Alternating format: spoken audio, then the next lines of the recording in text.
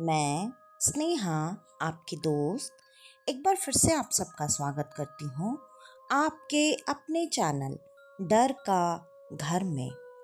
आज जो कहानी मैं आप सबके लिए लेकर आई हूँ, सबसे पहले तो मुझे माफ़ करें कि ये कहानी मैं थोड़ी देर से आप लोगों के पास लेकर आई। वैसे तो ये कहानी क्रिसमस के पास ही आ जानी चाहिए थी, लेकिन कुछ रीजंस की वजह से मैं ये कहानी थोड़ी देर में रिलीज़ कर रही हूँ। उसके लिए आप सबसे सॉरी। और हमेशा की तरह कहानी की तरफ आगे बढ़ने से पहले मैं मेरे सारे प्यारे प्यारे दोस्तों को दिल से धन्यवाद देना चाहती हूँ। मेरे वो प्यारे प्यारे दोस्त जिनके प्यार और सपोर्ट की वजह से आज मैं यहाँ पर हूँ, और उनके ही कमेंट्स के माध्यम से वो जो भी मुझे सपोर्ट करते हैं और मुझसे इतना प्यार करते हैं, मैं उसकी वजह से ही हर बार आप सब के लिए कुछ नया, कुछ बेहतर लाने की कोशिश करती रहती हूँ। और ये कोशिश मैं तब तक करती रहूँगी जैसे ऐसे ही आप लोग हमेशा मेरा साथ देते रहेंगे, जो कि मुझे उम्मीद है कि हमारा साथ हमेशा ऐसे ही बना रहेगा। मेरे उन कुछ प्यारे प्यारे दोस्तों के नाम हैं अमित जी, नवीन शर्मा जी, चिन्मय त्रिपाठी जी, रूबी जी, प्रियांशी जी। प्रियांशी बेटा, आपको ऑल दी बेस्ट आपके 10th के एग्ज़ाम्स के लिए। मन लगाकर पढ़ो और बहुत अच्छे नंबर्स लाओ, और आप जो भी नंबर्स लाओगे मुझे ज़रूर बताना, लेकिन पर्सनली इंस्टाग्राम पर। चलिए अब बढ़ते हैं आगे की कहानी की तरफ। ये कहानी में मैं जगह पूरी तरह से गुप्त रख रही हूँ, लेकिन मुझे पता है मेरे सारे दोस्त इतने ज़्यादा समझदार हैं कि अगर मैं कोई भी चीज़ ना भी बताऊं तब भी वो अच्छी तरह से समझ सकते हैं।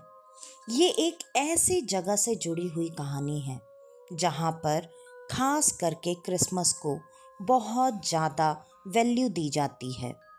और एक बात, अगर इस कहानी की सत्यता का प्रमाण आप चाहते हैं, जो कि मैं बिल्कुल नहीं दे सकती, मुझे ये कहानी जिनसे भी पता चली, मुझे ये बताया गया कि इस कहानी के बारे में उन्हें भी किसी और से पता चला था।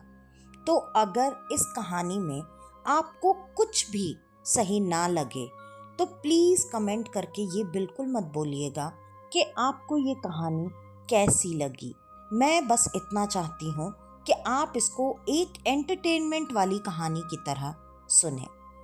और इस कहानी में जो लोग क्रिसमस मनाते थे, उन लोगों के ऊपर मजाक उड़ाना एक बच्चे का काम था, और ये था उसका काम बचपन से ही। लेकिन ऐसा कैसे? क्योंकि वहाँ तो लोग क्रिसमस को इस तरीके से मनाते और सेलिब्रेट करते थे, खास करके इस विश्वास के साथ कि सैंटा आते ही हैं और हर बच्चे को एक गिफ्ट भी ज़रूर मिलता है। और ये बच्चा जो कि बचपन से ही इन चीज़ों से अब इतनी ज़्यादा नफ़रत करने लगा था कि इस नफ़रत की वजह से आज ये लगभग 12 साल का हो चुका है, और उसकी ये नफ़रत कम होने के बजाय दिन ब दिन, साल दर साल बढ़ती चली गई। और ये बच्चा आज 12 साल का होने के बाद अब इतना ज़्यादा बदतमीज, रूड हो चुका है कि वो ऐसे लोगों का मुंह पर ही कुछ न कुछ बोलकर या तो उन्हें बेइज्जत करेगा, या फिर बच्चों का मजाक उड़ाएगा, बच्चों को डराएगा कि सैंटा नहीं होते, और वो आते भी हैं तो भी वो किसी को गिफ्ट तो बिल्कुल नहीं देते।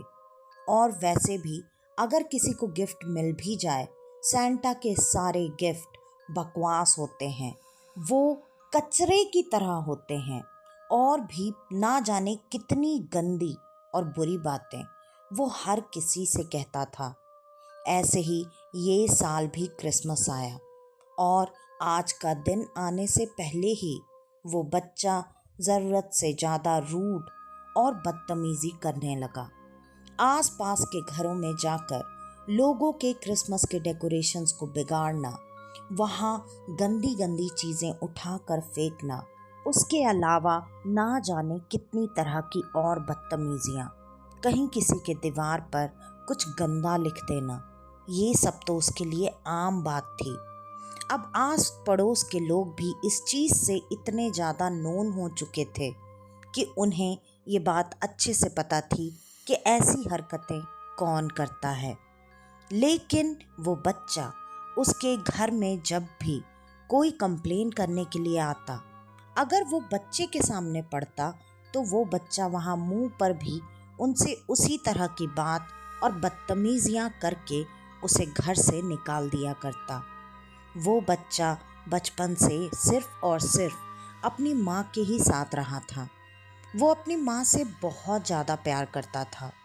उसके बचपन में ही उसके पिता का देहांत हो चुका था। इस दुनिया में उसके लिए अगर कोई था तो वो था सिर्फ और सिर्फ उसकी माँ, जो कि हमेशा उसका ख्याल रखती, उससे प्यार करती, उसे अच्छी अच्छी बातें सिखाती। लेकिन अब इस उम्र में आकर उन्होंने भी ये उम्मीद छोड़ दी थी कि मेरा बच्चा अब इन चीज़ों में शायद कभी बदले या सुधरे। बाकी सारी चीज़ों में वो बच्चा ठीक था, लेकिन इस एक खास दिन को लेकर उसका रवैया बहुत बहुत ज़्यादा गलत था। अब इस साल भी क्रिसमस में आने में 2 दिन बाकी थे और उसने अपनी बदतमीजियाँ शुरू कर दी थीं। घर पे कंप्लेंट्स भी हर साल की तरह आ ही रहे थे। आज रात को वो हर इस साल की रात की तरह बैठकर सोने से पहले सैंटा को बहुत सारी गालियां देता, गंदी गंदी बातें बोलता, और तभी वो सोता भी था। लोग सैंटा के लिए ना जाने क्या क्या चीज़ें बनाकर रखते हैं, लेकिन ये खास करके सैंटा के लिए आस पड़ोस का कचरा इकट्ठा करता, गंदी चीज़ें, रॉ मीट, उसके अलावा ना जाने क्या क्या चीज़ें, और इकट्ठा करके वो अपने दरवाजे के बाहर वो कचरा फैला देता। उसने इस साल भी वही किया और सैंटा को गाली देते हुए सोने की कोशिश करने लगा। तभी रात में अचानक उसकी नींद एक आवाज़ से खुली। उस आवाज़ को सुनकर वो पहले तो भागकर अपने दरवाजे के पास आया और उसने देखने की कोशिश की कि क्या ऐसा है जिसकी आवाज़ ऐसी अजीब सी गुर्राने की आवाज़ जैसी है, मानो जैसे कोई जानवर किसी चीज़ को नोच नोच कर खा रहा हो। और फिर जब उसने खिड़की के बाहर देखा तो उसे अजीब सा विशालकाय, बहुत भयानक जीव जैसा कुछ नज़र आया, जिसको देखकर वो डर चुका था।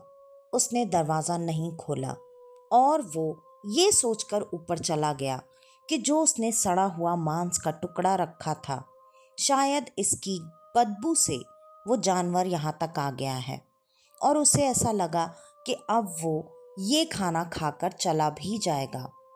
और वो अपने कमरे में आकर बड़े आराम से फिर से सो गया।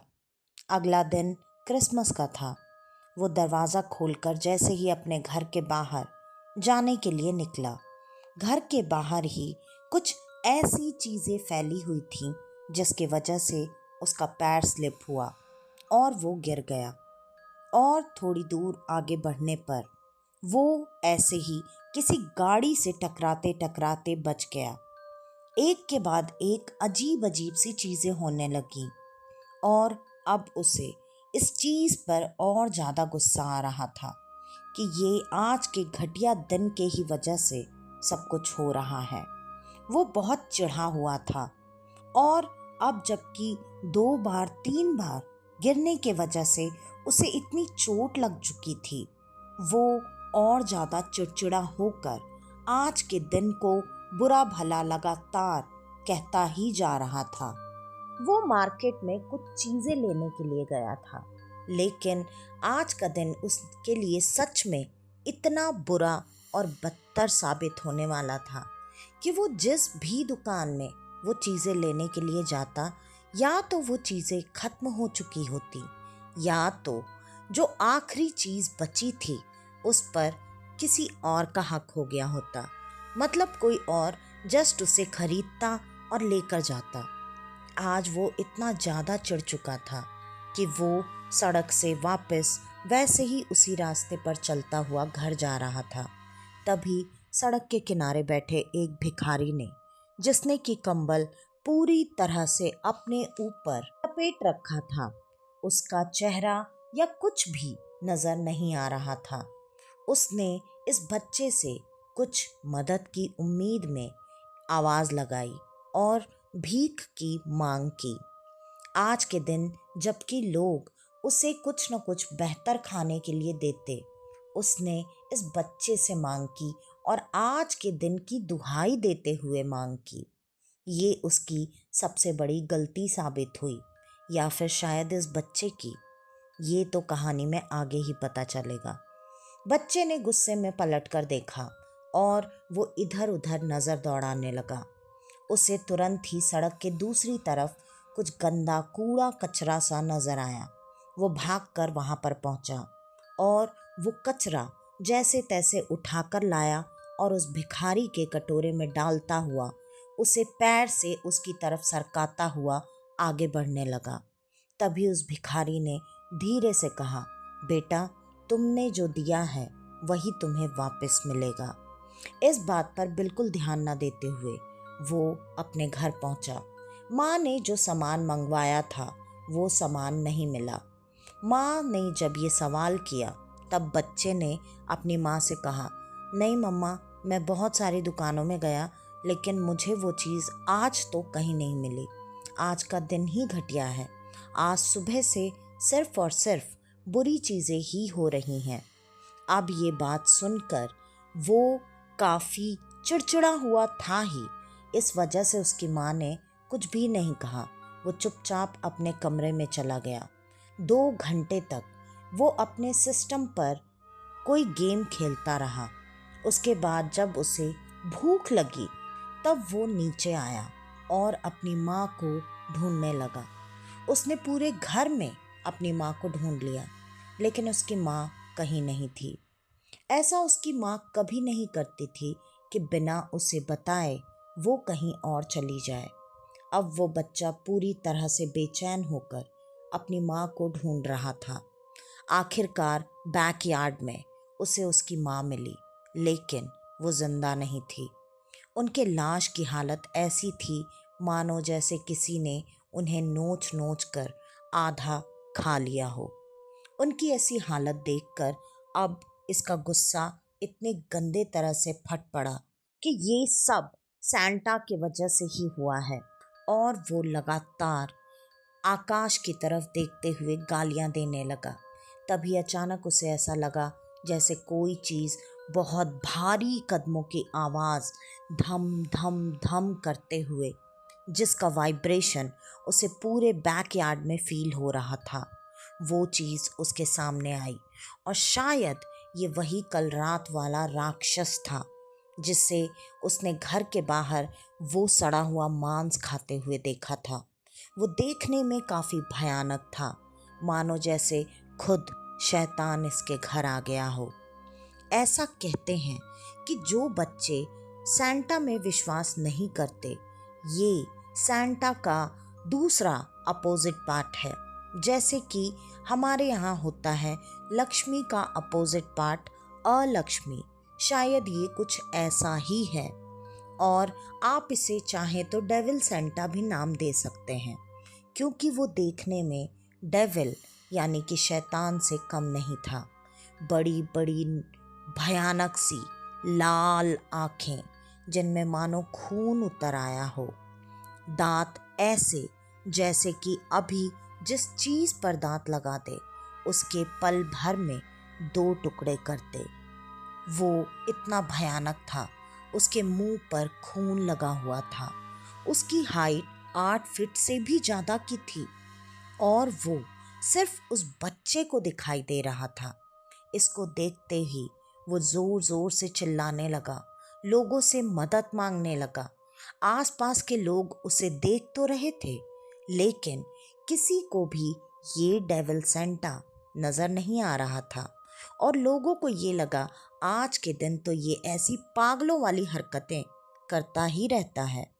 कोई भी उसकी मदद के लिए नहीं आया और वो ऐसे ही चिल्लाते हुए अपने बैकयार्ड में इधर से उधर भाग रहा था। काफ़ी देर तक भागते भागते वो थक चुका था। वो डेविल सेंटा उसके पास पहुंचा। उसने उसे बहुत बुरी तरीके से डराया भी और फिजिकली उसे हार्म भी किया। उसे जगह जगह पर अपने भयानक नुकीले नाखूनों से उसने नोचा और उसकी ऐसी हालत कर दी कि वो 3 महीने तक कुछ भी बोलने के लायक ही नहीं बचा। लेकिन इतना ज़रूर था कि उसे मारा नहीं, उसे जिंदा छोड़ दिया। उसके बाद उसकी माँ मर चुकी थी। इससे बड़ी सज़ा ऐसे बच्चे के लिए क्या हो सकती थी, जिसका सहारा सिर्फ और सिर्फ उसकी माँ थी। वो अपनी हरकतों की वजह से अपनी माँ को भी आज खो चुका था। 3 महीने तक उसे एक ऐसी जगह पर रखा गया जहाँ उसका ट्रीटमेंट हुआ और जैसे तैसे जब 3 महीने बाद उसने थोड़ा बहुत कुछ बोलने की कोशिश करना शुरू किया, तब उसने सारी बातें सारे लोगों को बताई। लेकिन किसी ने भी उसकी बात को सच नहीं माना और उसके बाद इस बच्चे की ज़िंदगी में इतना बड़ा बदलाव आया कि ये बच्चा, जो कि ऐसे दिन को आते ही, मतलब क्रिसमस के आते ही अजीब सी गंदी और बुरी हरकतें करता था, वो पूरी तरह से आज क्रिसमस की इज्जत करता है। क्रिसमस को बिल्कुल वैसे ही सेलिब्रेट करता है जैसे कि करना चाहिए या सालों से किया जाता है। आज वो सेंटा, उसके साथ साथ डेविल सेंटा, दोनों में पूरा विश्वास करता है। और आज वो ये बच्चा है कि अगर उसके सामने कोई दूसरा बच्चा इन चीज़ों की वैसे ही बेइज्जती करता है जैसे वो सालों पहले किया करता था, तो ये उस बच्चे को वो करने से रोकता है, समझाता है और बच्चों को सेंटा में भरोसा रखना बताता है। और अब इसकी ज़िंदगी एक अलग ही ट्रैक पर चल रही है। वो जिंदा है, सब कुछ देखकर, एक्सपीरियंस करके। आज वो बच्चों को सही रास्ते पर लाता भी है, लेकिन क्या आज भी उसकी इस कहानी पर कोई भरोसा करता है? इसका जवाब आप मुझे दीजिएगा। तो आज की ये कहानी यहीं पर ख़त्म होती है। आपको हमारी आज की ये कहानी कैसी लगी, हमें कमेंट करके ज़रूर बताइएगा। और अगर आपको हमारी ये कहानियाँ पसंद आती हैं तो ज़्यादा से ज़्यादा हमारी इन कहानियों को शेयर करना बिल्कुल ना भूलें, क्योंकि आप सबके एक शेयर से, एक कमेंट से और एक लाइक से मुझे बहुत हिम्मत मिलती है और ये पता चलता है कि मेरे दोस्त मुझसे कितना प्यार करते हैं। तो अगर आपके पास आपकी ऐसी कोई कहानी, आपका ऐसा कोई सच्चा एक्सपीरियंस हो जिस पर कोई भी भरोसा नहीं करता, तो आप अपनी वो कहानी हमारे इस चैनल पर भेज सकते हैं। ये करने के लिए आपको डिस्क्रिप्शन में दिए गए ईमेल आईडी या इंस्टाग्राम आईडी पर हमें आपकी वो कहानी भेजनी है, जिसे मैं अपनी आवाज़ में अपने तरीके से अपने बाकी के दोस्तों तक पहुंचाऊंगी। तो आज के लिए बस इतना ही। मैं स्नेहा, आपकी दोस्त, आज के लिए लेती हूँ अलविदा। वापस से आपसे मिलने आऊँगी और आप सबको लेकर जाऊँगी कुछ जाने अनजाने किस्से कहानियों के सफ़र पर, आपका अपना डर का घर में। तो तब तक के लिए नमस्कार।